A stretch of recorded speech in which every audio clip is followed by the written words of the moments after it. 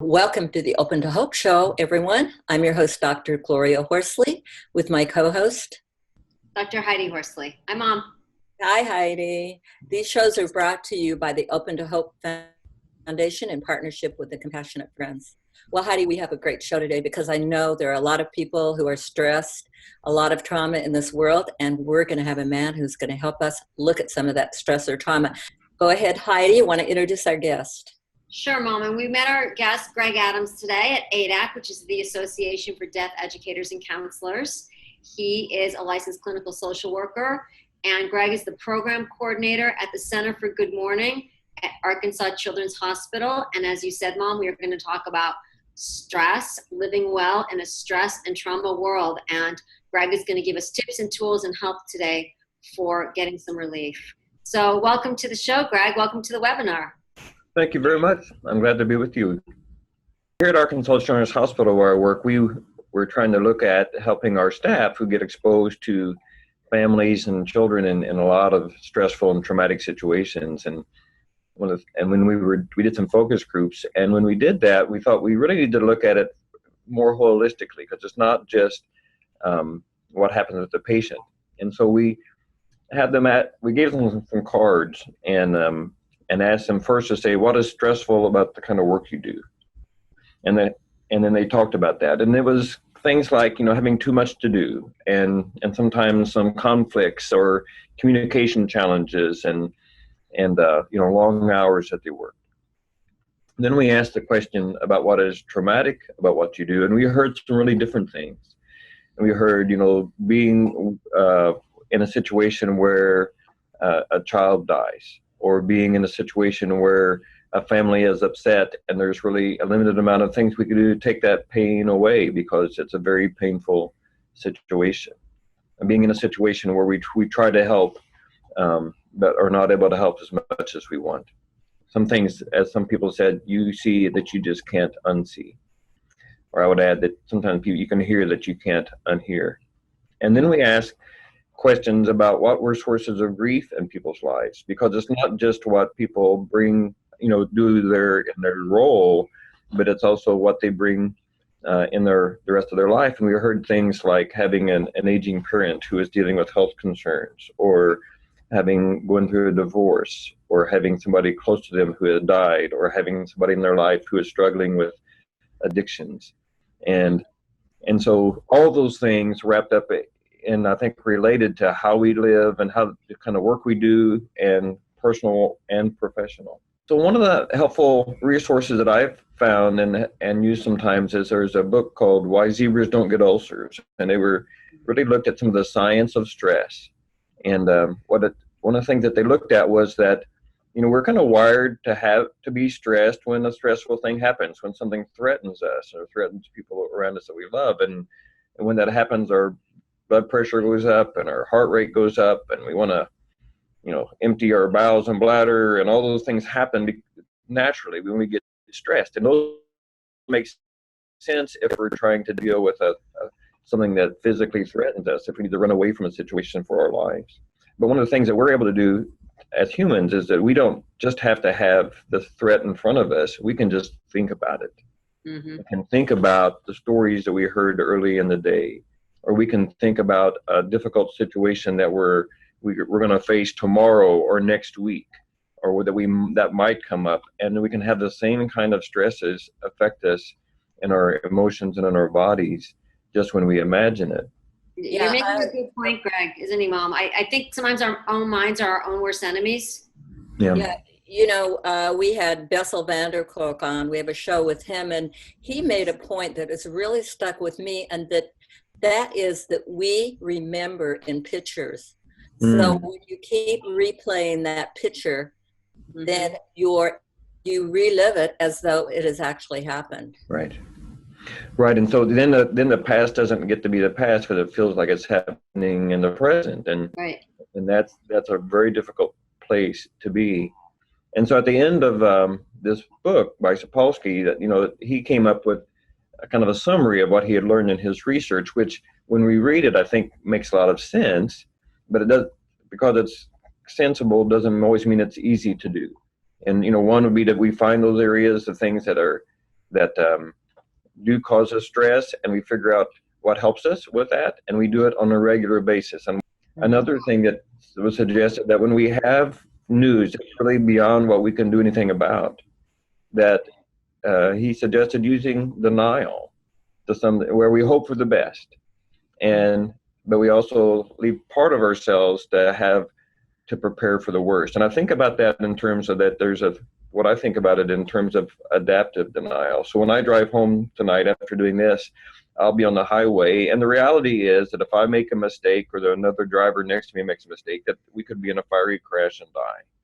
Wow. But I'm not going to think about that all the time, because I'm going to drive home. And if I thought about that all the time that I drove back and forth to work, it would be oppressive and be very difficult to live a good life. But every now and then, that awareness comes to the surface, when I pass a wreck or when I have a close call. Mm-hmm. And so that adaptive denial lets me live with risks that are out there in a way that doesn't make it so oppressive for me, as long as I'm aware that I still need to be careful, when I drive.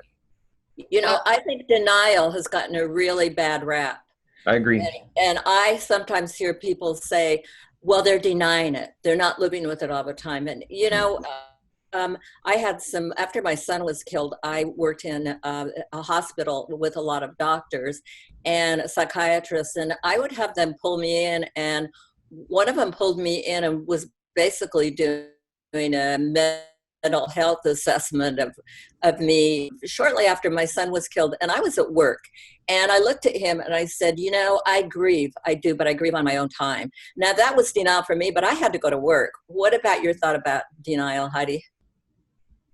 I agree with you. I think that I like what Greg said when he said the problem is sometimes people think about what happened and it's as if it's happening over and over and over again, rather than in the past. But like you said, Mom, sometimes it's adaptive, because we have to be able to function. We can't be sitting in grief 24/7.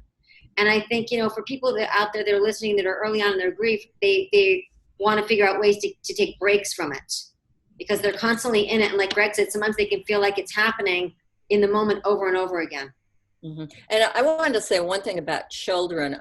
One thing that Heidi has said, I've heard her say before, because she worked with a lot of 9/11 families, is sometimes you just have to turn off the TV, because those kids, when they see those pictures on TV of some event happening and they've had some trauma in their life, they can think that it's happening every time, like school shootings. Every time it comes on TV, they think it happened today. Yeah. So those are some of the things that we need to be aware of. In my experience, at least, I've met very few people who have that kind of denial where they actually don't think that something has happened.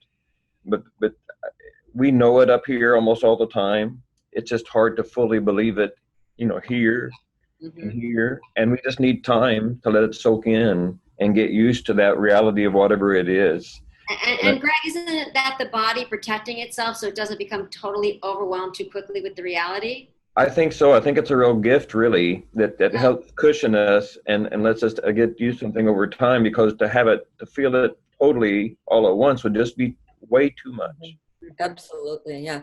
And over time, we're not saying that you should let people be or you should be in total denial. Over time, if it's interfering with your activities of daily living over time, or your health, you are going to have to get help, and we can talk about that later. Yeah. On the seek control part, I thought was a helpful suggestion too, that many times when people feel stressed and anxious, they feel like that things are spinning out of control. And so finding those areas that they do have some influence on and impact in can be helpful to feel less anxious. But we don't want to set ourselves up to try to seek control of something that's beyond us, because that's going to be frustrating and really self-defeating. So if I was on an airplane and somebody gave me control of flying the airplane, that would be way too much. I'm not adapt and equipped to fly an airplane. But there's some things I can control about myself and my situation. And so I want to try to find that appropriate amount of control which fits me. Seeking information, I think, fits too. Again, some of us we feel less stressed when we know what's coming and we think about it and make plans. Some of us, if we know too much, it weighs us down. So we got to figure it out for ourselves, how much information we need. And then the last piece that comes back again is that when we find those places with people around us to give us support, that we make regular use of them. And the thought here is that most of us know, when we think about it, we know the kind of things that help us to feel better. And that we know that when we get good rest, when we eat well, when we take breaks, when we do something physical and move around, that those help us. And different things help different people. Some people, running would be a stress inducer. Some people that takes their stress down. And some people, reading or other or prayer or meditation. But most of the time, I think we have a wisdom about ourselves that we know the things that help us. Mm-hmm. And so the question becomes not as much what there is to do, but how do we find ways that we take advantage of that wisdom that we have about ourselves.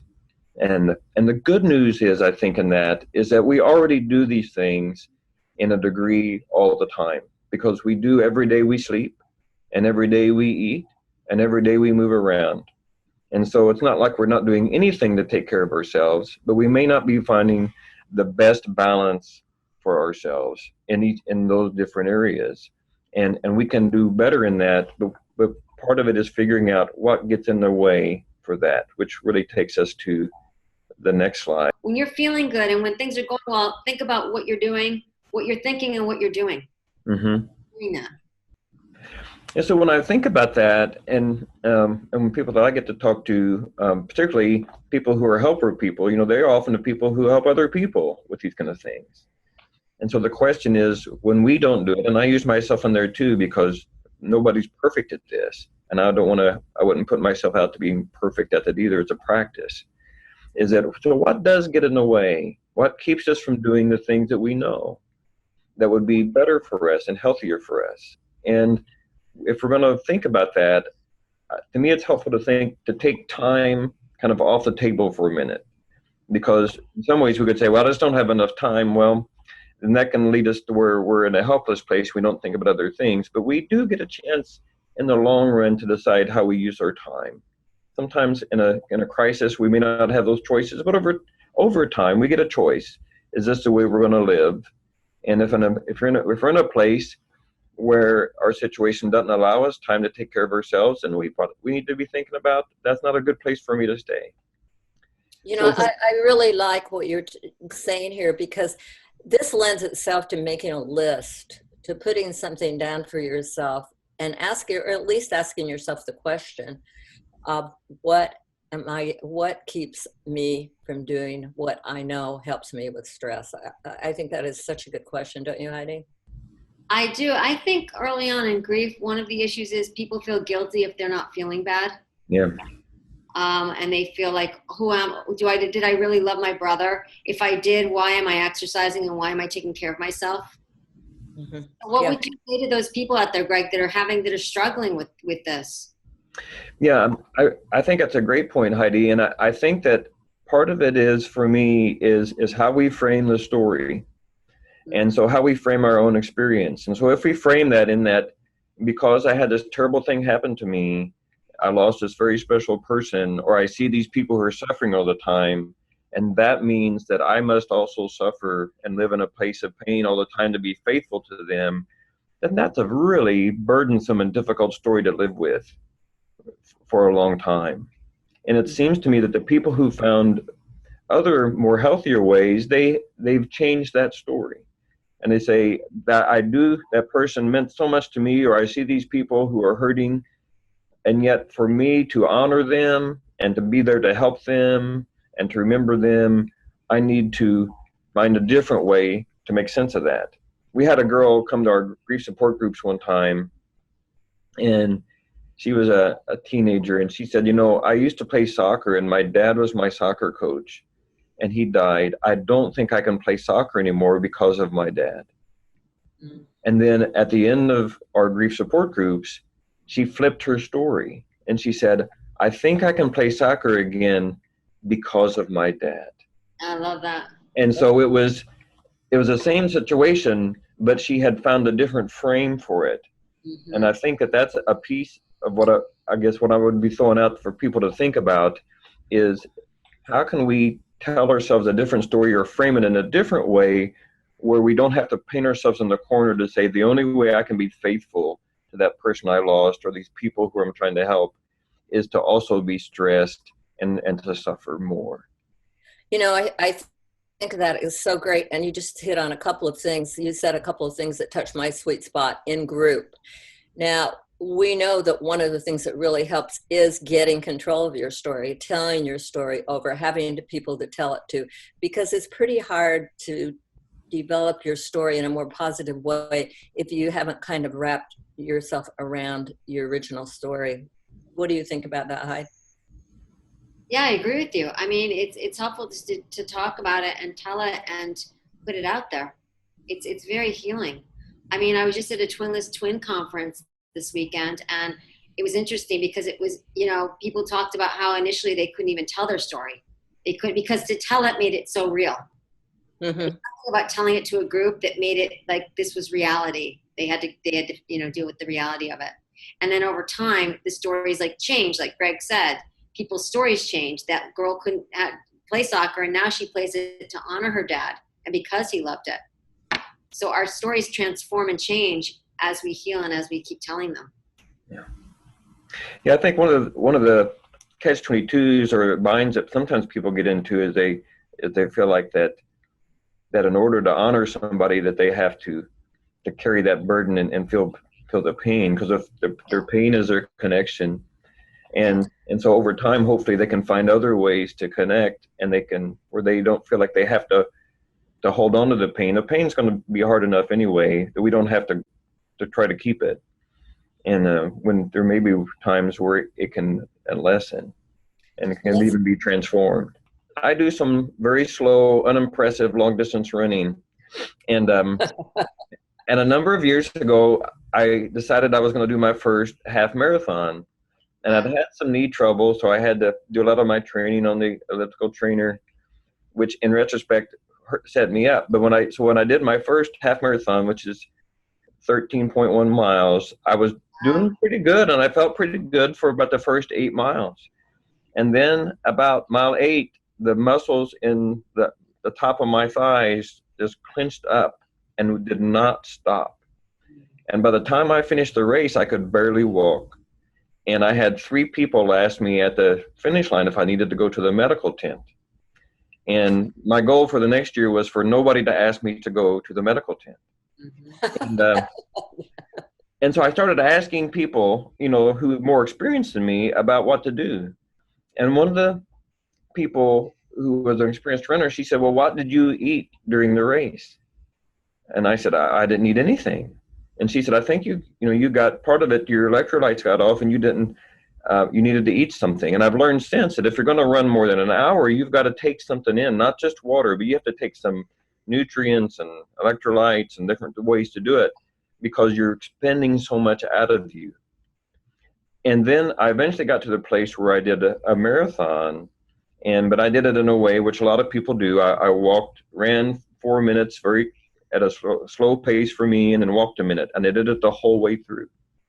I did it the first 5 minutes, even when I wasn't tired, because I knew if I didn't stop and walk that first 5 minutes, I wouldn't have enough left at the end. And when I was about halfway through, I ran into a friend of mine, and she was having real trouble. And I said, I'm doing this walk run thing. If you want to go with me, you can. And she said, okay. So she joined me, so we went about 10 miles together. We picked up another person, and we went together. Then at the very end, they kind of let me go because they were needing to go a little slower than I was. But at the end, it just hurt. The last 3 or 4 miles, it just hurt. And then I finished. And part of what that whole experience taught me too was that when you're going to do something where you're going to be around painful things or living with pain, part of it is to prepare for that and to plan for it. So you planned it, you prepared, you paced. She told you to get nourishment. You got support from her. Yep. And your expectations. What are your expectations now about running? Well, right now I know that I've got to stop and get a drink of water. Those early, new runners, they don't want to stop because they're afraid to hurt their time. Well, actually, you're better. You got to drink and stop and walk a little bit.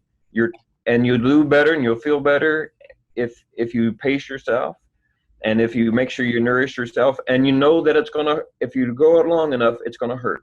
Wow. I love it, because such grief lessons in that, and that's a great point. And so, particularly if I think about those people who, who are trying to help other people, but I think this can fit their own situation too, that it seems like there's at least three different ways that people respond to that. Sometimes they get in and they don't find a way to find any type of balance, and they're overwhelmed and they feel like they just have to check out and they have to leave. Mm-hmm.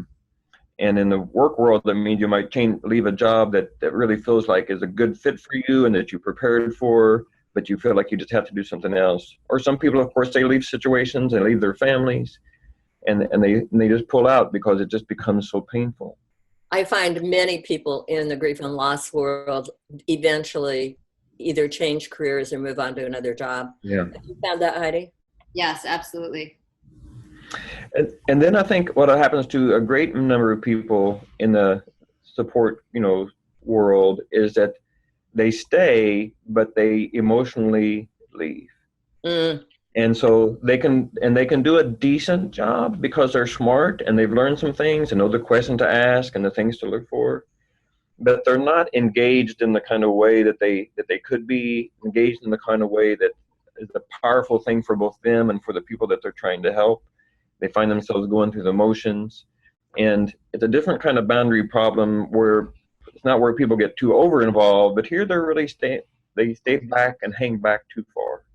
Mm-hmm. And it's not very satisfying for them, and it's not as satisfying and hopeful for the people they're trying to help.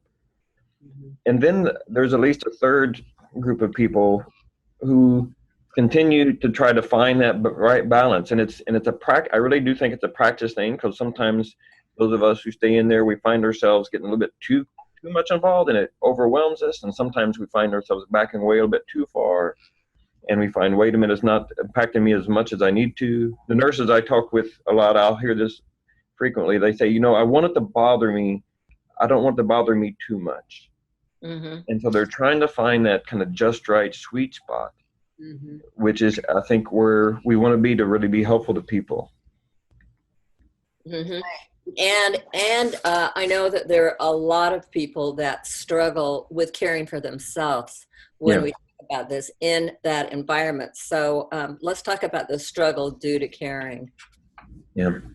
So people who care, that's really part of the reason that it's a struggle, is because people really do care. And one of my favorite books, you may be very familiar to you too, that Kitchen Table Wisdom by Rachel Naomi Remen. She's a physician and a counselor, and she writes these stories about her experiences. And she writes that the people who don't care are not the ones who burn out. It's the people who do care, and they find a place of numbness. And she suggests that it's not because we don't care, but because we don't grieve, mm-hmm. which I think is a really interesting and a helpful idea, to think there are things that those of us who are trying to help other people, that we end up having to grieve if we're going to stay there. And sometimes that grief is that loss that we can do everything we want to do, mm-hmm. that loss that we can carry this without it affecting us. Rachel Naomi Remen also says, to help to live in suffering and not be affected by it, be like going through, water and not getting wet. It's just going to happen. I was just going to say, Greg, when I worked with the fire department, the 9/11 families that lost someone in the World Trade Center at the fire department, we would go into families' homes, and my mom knows this because she did this with us. We would go into families' homes in teams, because we would go see these grieving families, and it was very intense and very emotional. And then afterwards, we would debrief, and sometimes people cried in the car on the way home.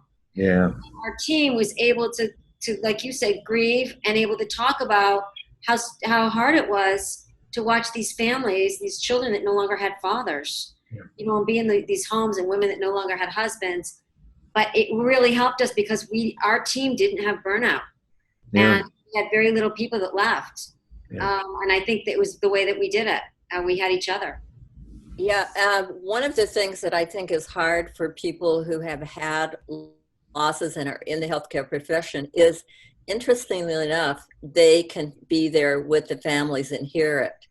Mm-hmm. And sometimes I think they also need to deal with their own grief and stop and look at their past losses also, because I think many people who choose to be in caring professions are there because they are people who've had loss, and I'm surprised how many I meet that have.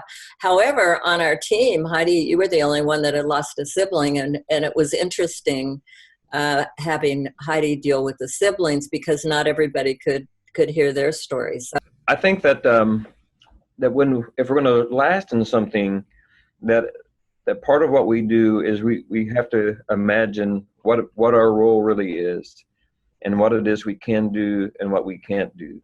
And my experience in palliative care has been so helpful in trying to teach me more about that.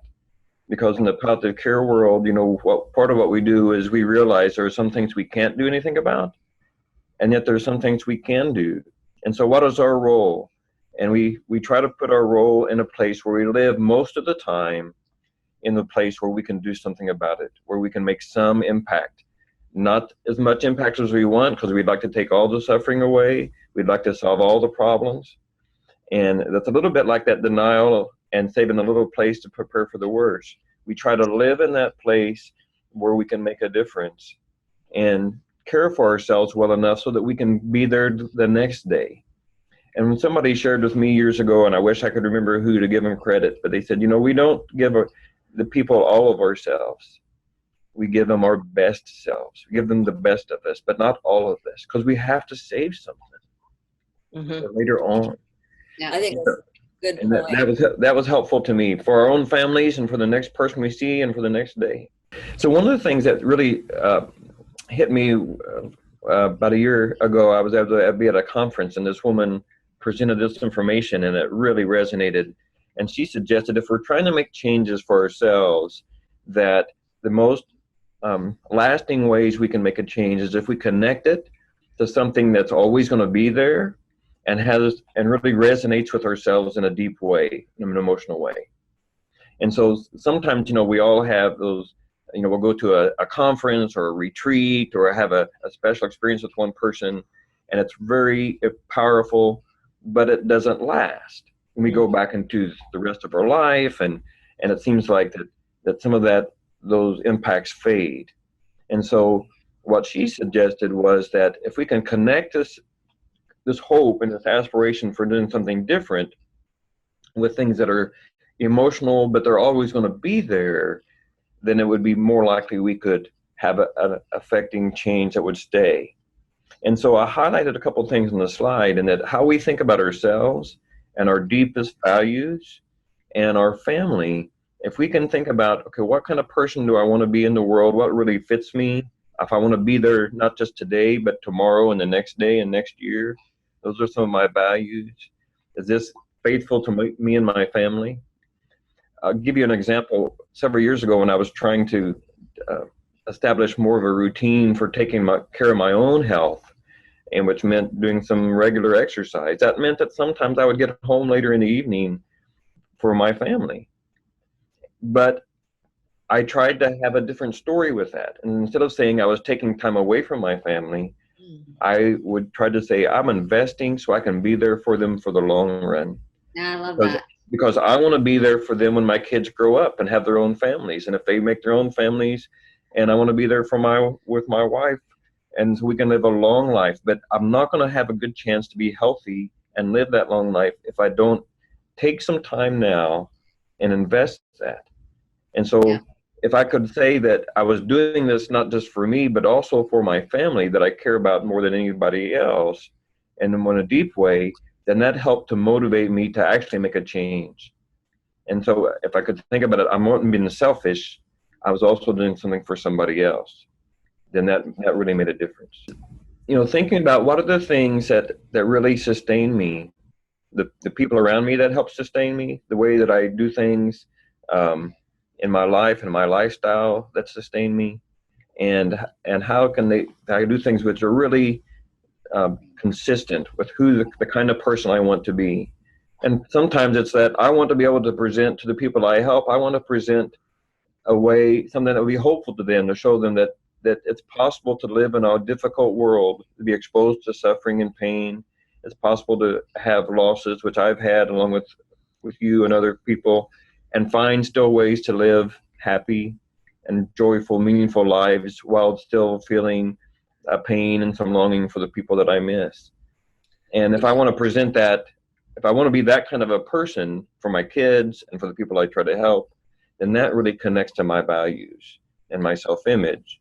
So I love this story that some of you may know and some of the listeners may know too. It's a story that a mom who has a child with a disability wrote, and she'd been asked so many times about what it's like to have a child with this disability. So she wrote a metaphorical story about how she makes sense of the loss of having a more typical child and then the child that she has. And she said, that everybody, it's like this. She said that everybody tells you how great it is to go to Italy. And they say how great Italy is and how the beautiful sights and the food and everything that they see. So you make your plans and you buy your tickets to go to Italy and get your itinerary and you practice some Italian phrases and you get on the plane, but then you land and you're not in Italy, but you're in Holland. And the phrases that you practice don't do you any good and your itinerary is useless because you're in Holland and you're not going to see the stuff that other people saw. And after time, you can see that there's some pretty beautiful things in Holland. There's windmills and Rembrandts and tulips, but it's not Italy. And you go back home and people still tell you how great Italy is. But for whatever reason that your experience is different because you went to Holland. Mm-hmm. And a folk singer named David Roth wrote a song based on that essay. And he added another aspect to it and he ended it with these words saying that, and we remember that not everyone will know such different kinds of beauty, such beauty. And the people that I've known who have people in their family who've had difficult illnesses or disabilities, they see that in the midst of all the difficulties and the challenge, that there's beautiful things too. I just spoke with a young friend of mine who returned from being at a place with refugees and told me about hearing horrible, horrible stories. But she also said, unsolicited, she said, but these people were amazing.